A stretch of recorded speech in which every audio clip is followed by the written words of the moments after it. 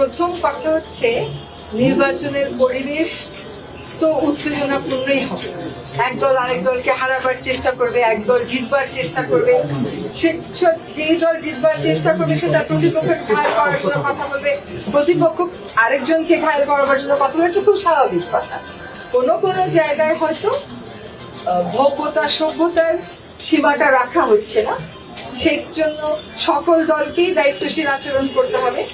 যদি কোনোটা আইন শৃঙ্খলার পর্যায়ে পৌঁছে যায় তখন সেটা সরকারের দায়িত্ব। তার আগ পর্যন্ত কে কার জনসভায় কি বললো না বললো তো সেটা সরকারের দায়িত্ব না।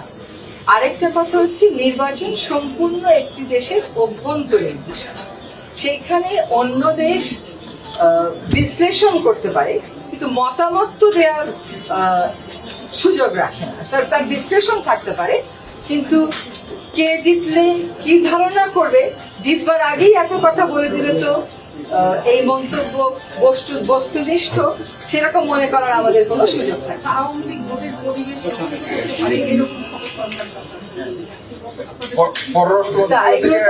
একটা বিবৃতি দেওয়া হয়েছে যে ভোটের পরিবেশ যদি নষ্ট হয় সেক্ষেত্রে আওয়ামী লীগকেই দায়ী করা হবে, এরকম একটা বিবৃতিও কিন্তু দেওয়া হয়েছে। আসলে আপনারা ভোটের পরিবেশ নষ্ট করার যে আওয়ামী লীগ চেষ্টা করেনি তা তো ঠিক কথা না। ভোটের যেদিন শিডিউল ঘোষণা হলো সেদিনই তো বিভিন্ন জায়গায় জায়গায় ককটেল বিস্ফোরণ করা হলো এবং সেটার ভুক্তভোগী আমরাও কয়েকজন আছি। ফলে ভোটের পরিবেশ নষ্ট করার জন্য যদি পতিত স্বৈরাচারের কোনো শক্তি কোনো রকম চেষ্টা করে সেটা প্রতিহত করার জন্য সরকার প্রস্তুত আছে। প্রয়োজনের প্রস্তুতি আমরা বাড়াবো।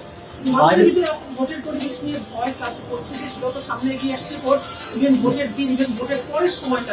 আপনি আমাকে সুনির্দিষ্ট তথ্য দেবেন যে কোন মানুষ আপনাকে বলেছে তার ভোট দিতে যেতে ভয় লাগছে। আমরা যে এত কটা জেলায় গেলাম সব জায়গাতে আমরা দেখে এসেছি যে প্রত্যেকটা জায়গায় নির্বাচনের একটা আমেজ শুরু হয়েছে। যখন আমরা গেছি তখনও কিন্তু নির্বাচনের প্রচারণা শুরু হয়। তো প্রচারণা শুরু হওয়ার সাথে সাথে উত্তেজনাও বাড়বে, আগ্রহ বাড়বে, আনন্দও বাড়বে। এটা সবসময় বাংলাদেশে হয়ে থাকে। আমি কোনো জায়গাতে কোনো মানুষ আমাকে বলেনি যে আপা ভোট দিতে কেমন করে যাব, আমার ভয় লাগছে।